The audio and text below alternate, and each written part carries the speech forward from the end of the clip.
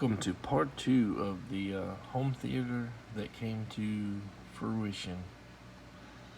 So when we built the actual addition, we had to build a secondary room, which was a hallway. So this is looking from the home into the addition here, and all this here is the hallway. And since we had this type of sloped roof and our hallway was going to be lower, we went ahead and made the hallway's roof a little bit lower than that, and we angled it down with flashing and stuff, so rain would go this way, and then the flashing would allow it to go off to the side. Again, here it is with some OSB, closing it in.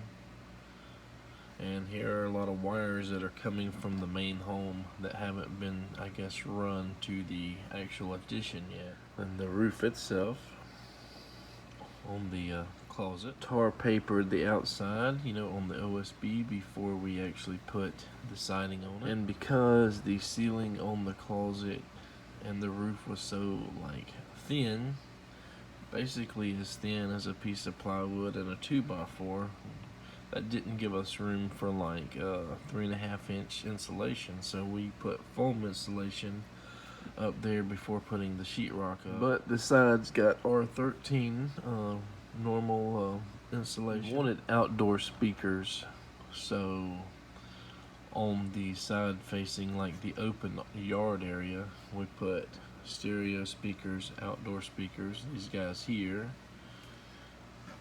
and we used an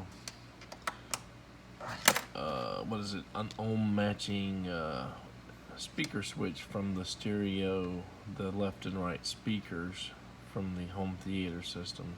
So if we wanted to listen to music indoors and out, or just out, we would switch to this set of speakers, and turn the receiver on to stereo mode. So we wanted to make an overhang over here around the doorway so rain wouldn't get into the steps, and when we go in the addition and stuff, it wouldn't, we could open the door and just not get water damage and stuff coming in. There's what it looked like, semi-finished. We were going to put, I think, siding and stuff in here to close it in, and maybe paint whatever is exposed. After we did the hallway area, I decided to put an aquarium nook into the hallway, and that required me to frame out a third building, a really small one. So as you can see, I got 2x4s, starting to work on a frame for that thing. Was the frame kind of loosely put together. On the bottom framing, we spaced the boards a lot closer than normal, and you can see the frame goes this way, that way, and then back this way, and it attaches to the closet, obviously. But I did not go from the home to the addition, which maybe I should have, I don't know, when I decided to build this nook. So there was a little bit of space on both sides, I believe. So I had to build, more sidewalls for it, and there was no way to get to them to paint it after it's done. So I just went ahead and attached the cement siding, built walls and attached the siding to it, tacked it up there, and then I built this, which is actually a door frame. So why would you want to do that? So I was planning to do a 110-gallon extra high, which fits the dimensions of the nook, and I wanted to make sure I had access to the front and the back for sump and, you know, cleaning and everything else. You know, the sump is a kind of like a mini version of an aquarium or refugium or whatever. And, you know, it's just going to be easier to access everything and to maintain everything if you have access in, you know, the front and the back. So, built the door, cut out the 2 pieces of fiber cement siding, which are the walls. It doesn't look like I took any more pictures of the building of the aquarium nook, but we'll probably run into them later in this video or another video. But we put more sheetrock around the addition. And this is kind of like what the area looked like before it got painted, where the DLP TV and all of the connections, or most of them for the projector, was going to be. So yeah, sheetrock installed. You know, it's, you know, once it's painted, all that lines and stuff would be covered up. Same area as 2 pictures ago, the sheetrock was finally put in these little corners and stuff, and we got the electric and stuff running. We're in the media closet. We started mudding here, you know, getting it ready for paint. Coat of paint went in. We painted it white, I believe it looks like. Which, you know, we chose a different color for the actual home theater walls. Back of the media closet here, you know, we got Ethernet connections, the breaker box, electrical connections, and other miscellaneous connections here. I believe this plate is closed off, you know, before we got done with it. So, okay, closed plate, Ethernet, you know, where we're going to put the hub and all that stuff, and, you know, the breaker box there. This was after the 3rd and final coat of paint on the media closet. And we chose to do like an indoor-outdoor carpet, something cheap and rugged, and kind of a similar color of like OSB or something. I had looked, you know, for ideas of media shelving for a while, and a lot of them were expensive. But I found one that said some guy did like a media shelf closet for like 10 or 20 bucks using furring strips. So that inspired me to make my, you know, I basically designed it the same way, except when I went to my Home Depot and Lowe's and stuff, almost every furring strip that I found was majorly warped. You know, I mean, I guess that's normal for like $1, you know, board, or $1.33 at the time or whatever. So I just could not find, you know, maybe more than 1 or 2 furring strips that were suitable for this project. I went up to Radiata, I don't even know if I'm pronouncing that, Radiata Pine, which is way more expensive. It was like $6-7 per board. It's, you know, generally less warping. It seems like more sturdy, like one of the best pine boards you can get. So, of course, I used some 2x4, regular 2x4s as well. Probably hard to see in these photos, but they were painted white. So this was my little painting station. Just I'd flip the boards after I painted one side, flip them, and it took a long time to do all this. And there we go. You know, the right shelf was up. It started out as I guess mostly or all VHS collection, but as soon as I started putting DVDs, Blu-rays, you know, video games and stuff like that, you know, they went from the top, and they're like the VHSs now are like in these bottom 2 or 3 shelves, because everything else has moved the VHS out of the way. The same shelf, just looking a little bit, you know, getting a higher picture here. And this would be the view when you open the door and look in.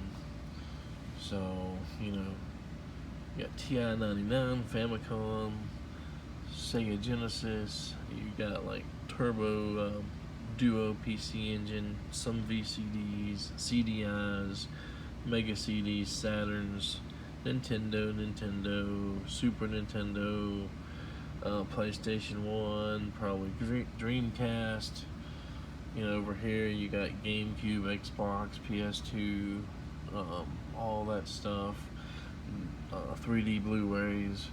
Of course, you cannot see, but maybe half of this left shelf, maybe less than that, because it holds a lot more.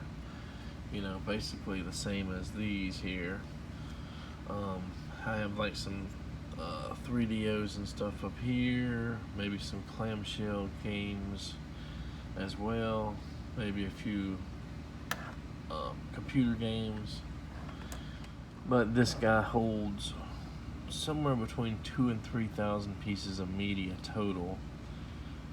Not, like I said, we use like a gravity system. So basically these furring strips, or 1x2s,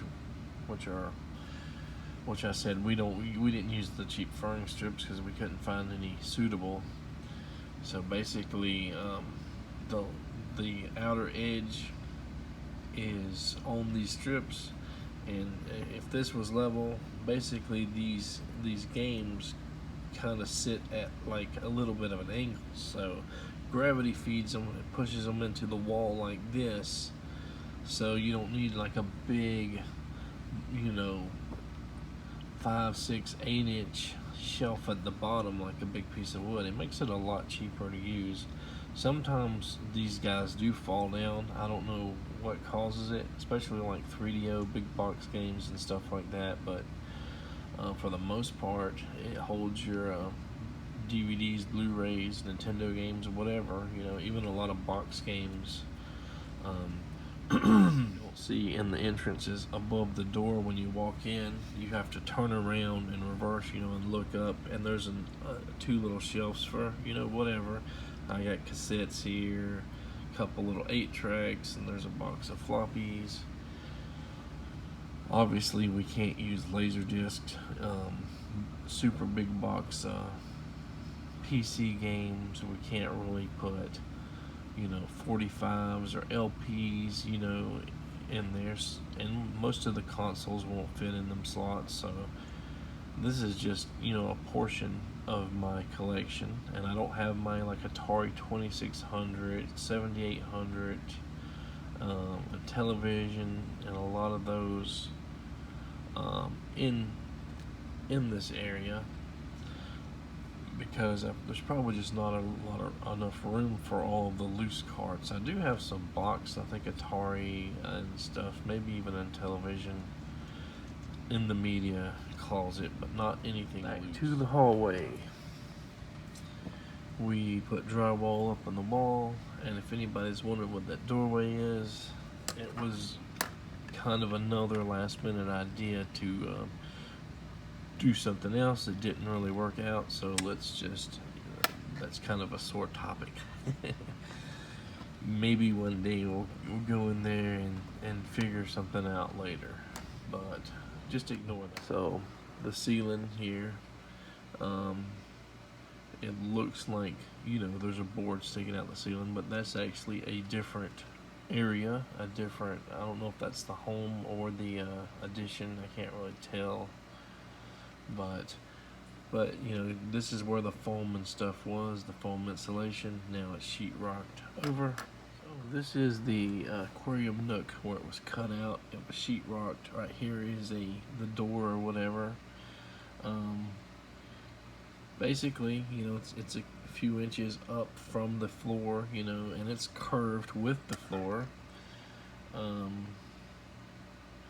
But the floor itself on the aquarium nook is flat, it's level, and we had to put concrete forms underneath this because we wanted to make sure it would be able to hold the weight of 110 gallons of water. I guess with the way I have pictures sorted, we might be going back and forth, but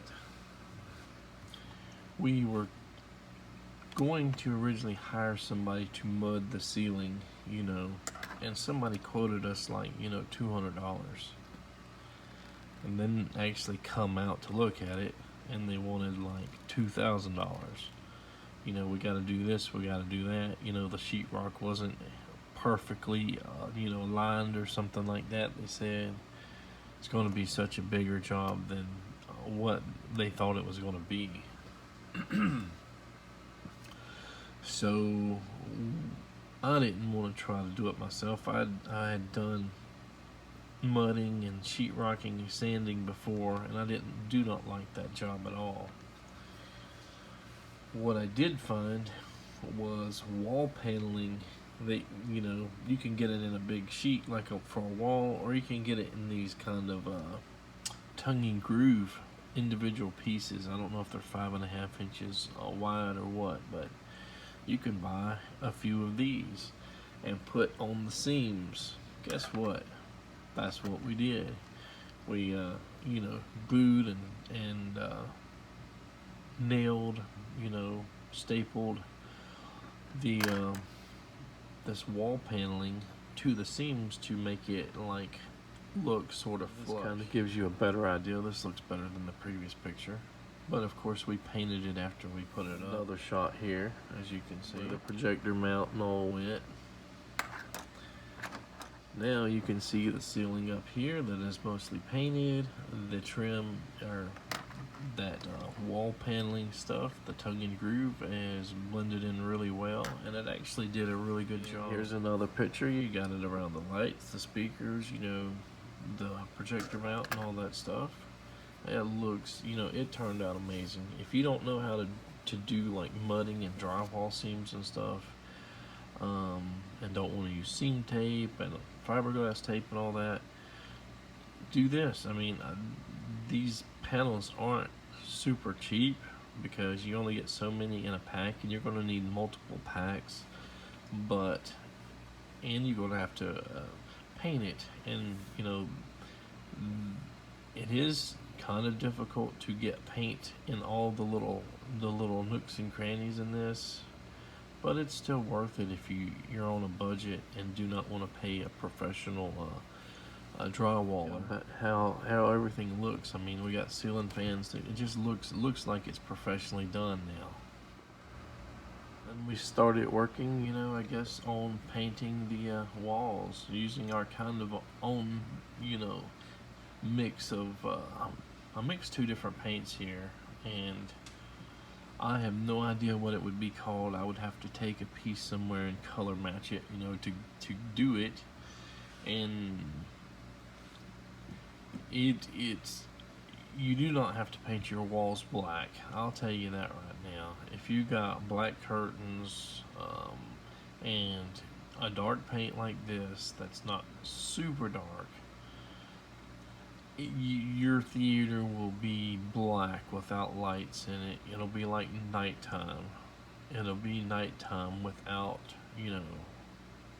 when your curtains are covering your windows. I opted to use the same tongue and groove paneling for the walls, but instead of painting it white, what I did was I got the darker color that I already custom made, and I put I believe some white paint on it and just lightened it up a tinge. As you can see, this is darker, this is lighter for the trim on the walls. The Optima projector, close up of the speakers with the grills on them. Unfortunately, I got some paint on the grills. I probably should have took them off while I was painting and put them back on afterwards. So I did not really have a powerful enough HVAC system to cool the home and the addition. And my HVAC system was really old, and it did not have a heater, not heat strips and not a heat pump. So I had an option of going cheap, maybe $500 to $700, and doing a window unit, which is going to be really loud, or to get a mini split ductlet system. I mean, these guys aren't cheap, especially when you add, your brackets and your installation kits and your, possibly professional installation. But I mean, there are a lot of drawbacks apparently to these. Most people recommend you just like throw these away because you can't easily get replacement parts for them when they do go out. But when they are working, they are so quiet that it does not ruin your home theater experience. You can listen to a whisper on TV, in your Atmos or DTSX or 5.1, and this will not generally disturb you. Whereas if you have a window unit, you're not going to hear whispers and stuff like that. Everything is loud. I went with a 1.5 ton. I probably should have went with a 2 ton, but that's it worked pretty well. For heat, we don't.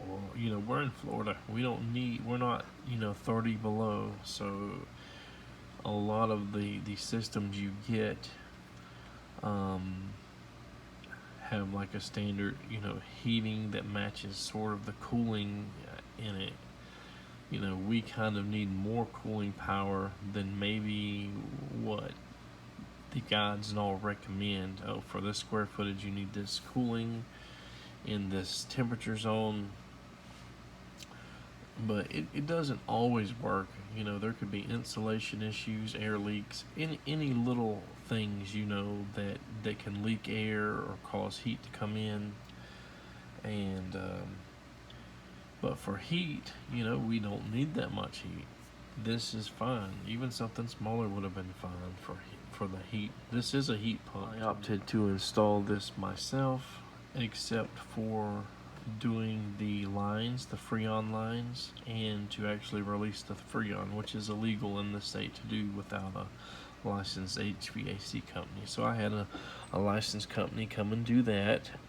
Hook that up on the outside. We put it in a fuseless, breakerless safety switch. A lot of people use these for on the outside of their HVAC systems. And as you can see, the actual air handler here is right above one of our side surround speakers, and it does not cause any problems when it's on. You do that, try that with a window unit. If I had it to do all over again, I would have had some design changes, especially where the condenser unit here and the inverter was installed in relation to each other, because as you can see, the line set goes this way and then this way. It has to have I think a slight angle for the condenser tube, so we had to make sure it was angled down when it was going this way, and it would have been probably better just to have a straight down setup. I installed the actual condenser close to the wall, not knowing that was an issue, but all I had to do when the HVAC people came in, they said that overheating was an issue with these, so pull it back to the edge of the brackets. And when people install it the way I did, they usually saw off the ends. Well, luckily I didn't do that, so I just pulled the condenser unit all the way to the edge of the brackets and retightened it, so no problem there. This is after the paint and molding and stuff around the main entrance door here. Very heavy door, and I used the pull down handle. I think I bought that for like 18 or 20 bucks, and they were like 40 bucks at the hardware store, so I found it on eBay or something. Had I stayed there for long term, I was planning to do more additions and improvements, add-ons. So what we just looked at was the entryway here, and there was another entryway in the main home here. We're gonna do kind of like a wraparound porch here. Maybe cut a hole out here where the projection screen's over here, so this is that near the rear of it, and have a hallway going to a master bath and laundry room here, another exit as you can see outside, and a doorway right there for a master bedroom. you know, and yeah, that would have been a lot of time and a lot of money, but it never happened. I met somebody in a wheelchair. Obviously, the it's just no feasible way for her to get out in such a low swampy area. Making hundreds of feet of paved concrete in a home that has hallways too narrow for her wheelchair, with no extra bathroom. Now, if this was already built at the time, maybe it could have been accommodated for a wheelchair and all, and we would still have to have probably 500 plus feet of a raised driveway area in order to be able to get her in and out. I mean, we are somewhat near the road now, and we still have problems, so the problems would have been 10 times worse at that area. But that is kind of the design. We had two subwoofers. We had the bipole speakers here.